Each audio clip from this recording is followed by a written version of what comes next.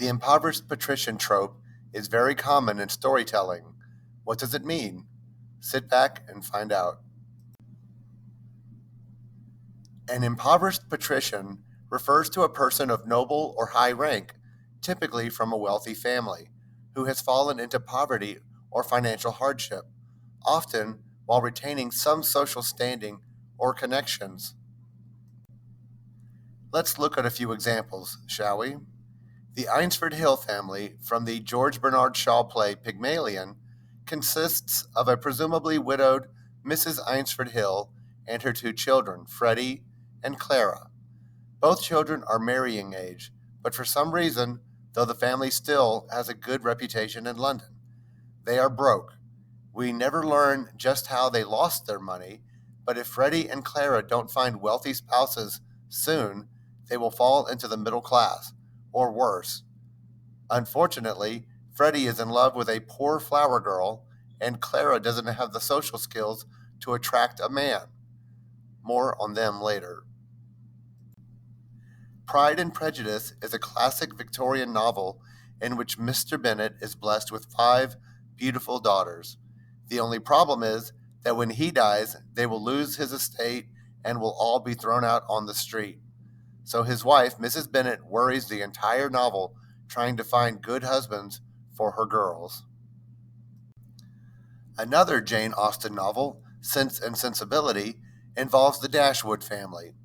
After the death of Mr. Henry Dashwood, his second wife, Mrs. Dashwood, and their three daughters, Eleanor, Marianne, and Margaret, are left with limited financial resources and are forced to leave their home, Norland Park.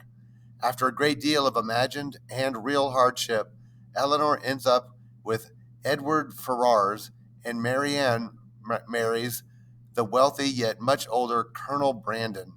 Thanks for the happy endings, Jane Austen. Now for a story you are probably more familiar with. In Titanic, Ruth DeWitt Bukater, Rose's mother, is snobby, rude, selfish, and since her husband's death left them both penniless, hell-bent on finding a wealthy husband for her daughter Rose, even if it has to be the worst human being on the ship, Cal Hockley. Of course, in a romantic twist, Rose rejects Cal and settles for a poor American Jack Dawson who ends up at the bottom of the Atlantic Ocean. Rose never sees her mother again and accepts a middle-class lifestyle. Now for something entirely more contemporary. The hit comedy series Schitt's Creek features yet another impoverished patrician family. The Rose family was once affluent, but when their money manager embezzles their fortune, they're forced to move to the small community they purchased as a joke based solely on the town's name. The Rose family, however, doesn't clamor for wealthy new suitors for their adult children to pull them back to financial stability. Instead, their experiences in Schitt's Creek lead them to personal growth and a deeper appreciation for life. Way to go. Whatever becomes of Freddie and Clara Eynsford Hill? Spoiler alert, Freddie ends up marrying Eliza Doolittle, and they own a grocery store together. Clara never marries and winds up working in a furniture store.